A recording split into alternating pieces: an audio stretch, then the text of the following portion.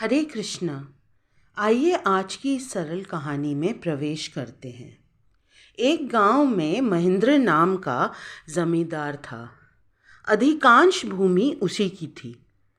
मुनियान नामक एक किसान बहुत गरीब था। उसके पास एक झोपड़ी और थोड़ी सी ज़मीन थी, परंतु वो ज़मीन उसके निर्वाह के लिए पर्याप्त नहीं थी।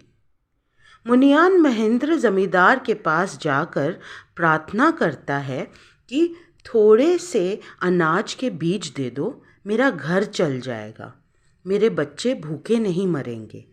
महेंद्र ने साफ मना कर दिया और बोला, मजदूरी करो और ले जाओ। मुनियान उदास घर लौटता है और पत्नी को सारी बात बताता है।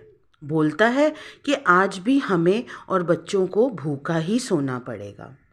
पत्नी ने एक चिड़िया का घोंसला जो उसके घर पर बना था अपने पति को दिखाया और बोली, देखो, उस चिड़िया ने 4 अंडे दिए हैं, कैसे भी भगवान इनका पालन पोषण करेंगे ही। अचानक एक सांप आया और चिड़िया के 3 अंडे खा गया।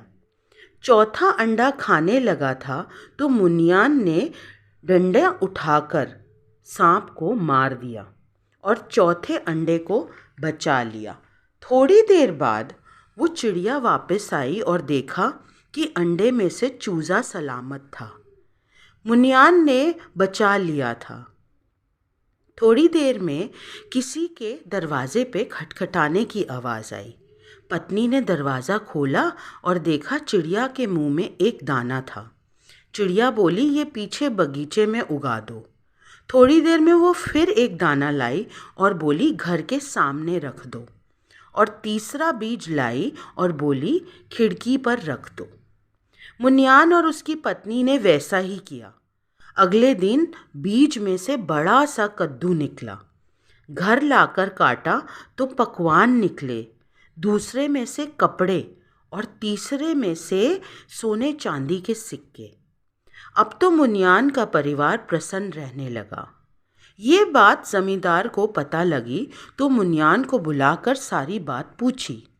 लालच में उसने भी ऐसा ही करने का सोचा।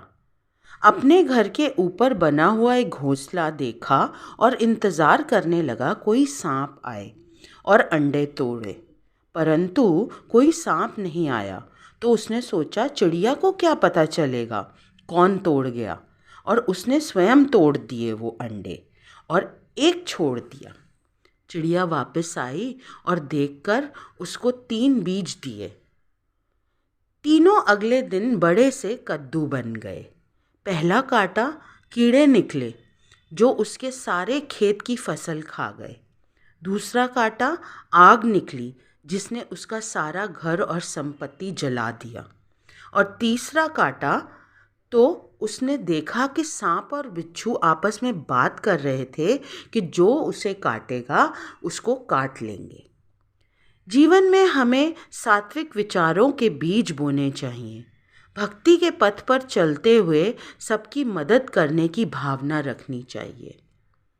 सर्वम श्री कृष्ण अर्पणम।